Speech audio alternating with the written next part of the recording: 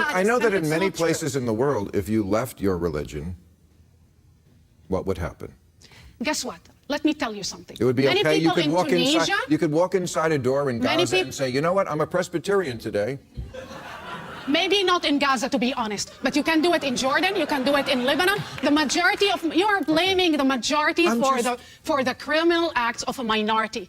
Unfortunately, the majority are disorganized, and there's a small minority that are well organized, and they're controlling the narrative. I have to move on. So I want to talk about an old clip, but it's a clip that is extremely relevant to a lot of the issues that we're dealing with today. Have a look. These students, same students, feel offended that your views of Islam, the generalization, and they said it clearly in their declaration, they said the generalization perpetuate bigotry. This is what they said. Look, I am all for freedom of speech. I love debates. I hate monologues. When you invite somebody to a commencement speech, you said it, it's about the students. And the New York Times in this piece this morning said, you can counter a bad speech with a good speech, except they don't have that venue. They don't have that opportunity that day of graduation. They can't opt out of that. And I'm telling you one about thing. that subject, I as understand. I just said. And but does that mean we never have speeches? Every speech has to be two people? But this is a commencement speech. This is a commencement address Every commencement of speech these is one students speaker. who are actually... Listen, would you accept an openly anti-Semitic person to give a commencement speech to a Jewish student? I actually would not accept that. As I just said, even Reza Aslan says I'm not a bigot, so I rather resent the idea that I'm comparable to an anti-Semite. All I've ever done was basically read facts. What facts did you read? Well, never invited. Listen, you are comparing... I am sorry, Ben. Bill, I don't think we want to read... You are comparing jihadists, Salafists, Sunni. You don't know the difference. You're comparing all Muslims in one pot. You're a Palestinian. And I am actually a secular Muslim. And when you talk about Islam in a certain way, I have to tell you, and it's offensive sometimes, some people feel But it's okay to be offensive. That's what free speech is all about. If free speech is only speech you like, it's not free speech. They invited him for a debate. He can go to a debate. I will accompany you in that debate if you want. I'm happy to have that debate wherever you want. He was invited to be a commencement speaker, and then he made a statement that people didn't like. I don't know what to say. I can understand. Can you be gay in Gaza? Yes, you can. Really? Yes, you can. And live? Absolutely, you can. You know what? It's even more offensive because you're saying... I'm just asking because I've heard you can be gays in Gaza. Really? I traveled the Middle East. Is there a gay bar in Gaza? This is what I do for a living. You are comparing the majority of Muslim states with Saudi Arabia or with Should I call Affleck and get him back here so we can... You don't have to. You know, this is... Do you want to listen or you want... Muslim. I think it's about whether someone can be invited to give a speech and people will listen. Maybe they'll agree with it, maybe they won't. But we don't have a situation in Berkeley where people can't give a speech. I mean, that's the whole essence of the American system is people can give a speech. Not everybody has to agree with everything everybody says. The Muslim community in this country, you are treating them like a fifth columnist, and they are not. And guess what? I'm not. And then guess what? If these people are, the Muslim community feel threatened and feel offended, and they are underrepresented in the media and underrepresented in political avenues. You never invite them here on these issues. Never invite them here. You're here. Reza here is here. They're here all the time. Issues. What do you mean on these issues? I mean, I'm the one who says I want to stop talking about this. I can't because things happen in the news. Reza was invited to talk about something else. It was August 1st. Well, Reza's been here a lot.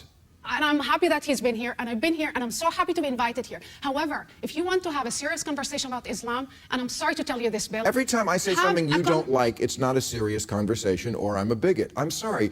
In your world, either I'd say exactly what you want me to say, or else I'm a bigot. And that just doesn't work for me. You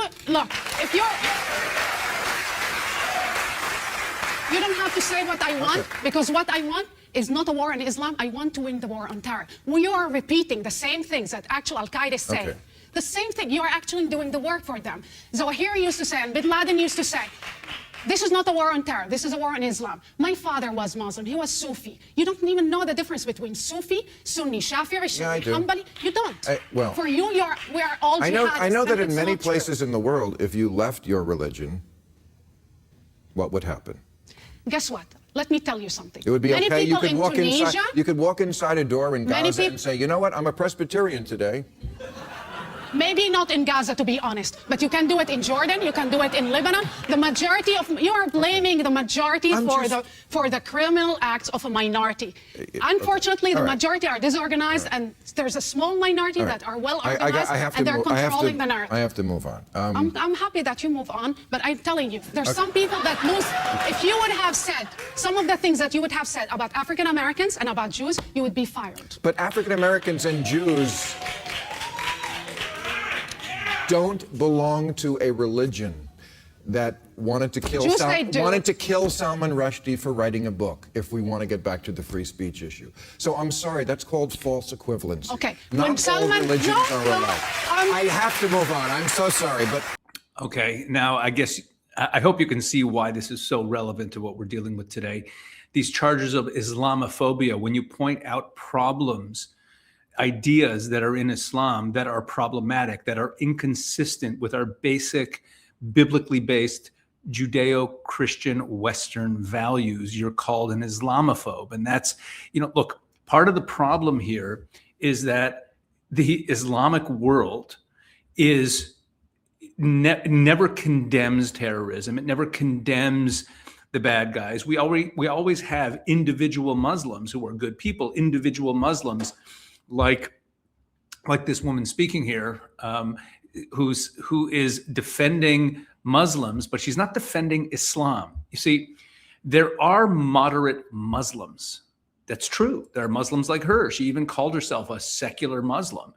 But that doesn't mean that Islam is compatible with Western civilization. There are bad people in all societies. That's true. But the question is does the ideology condone bad behavior? And she also makes the case over and over again that things that Bill Maher says would be offensive. But the things that he says is he points out ideas that are in Islam.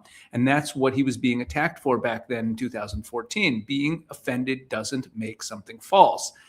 And when she calls the extremists a minority, the Salafist minority, there's no indication from looking at the world, from looking at the Muslim world, from looking at Muslim states and how they behave, there is no indication that the bad ideas in Islam are only believed and acted upon by a minority.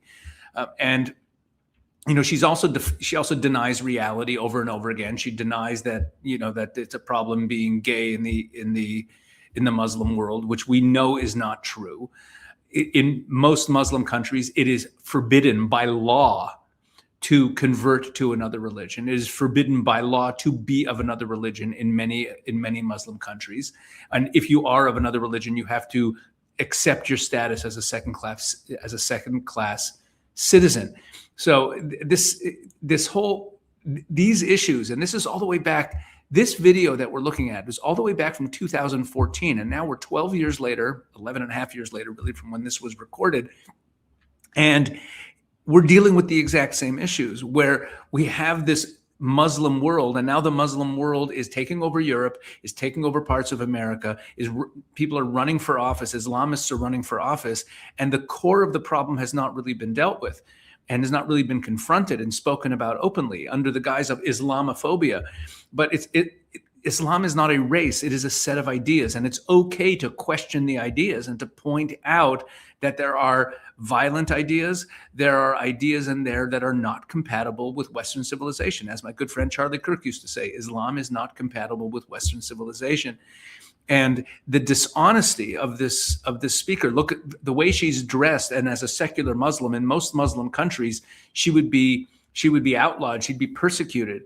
And yet she's defending this ideology, and she's defending it also by not even telling the truth. If you've been enjoying these videos, please make sure to check out the Israel 365 YouTube channel, where I'm putting up content and analysis a number of times a week, and there's great material there. So be sure to check that out, Israel 365 on YouTube.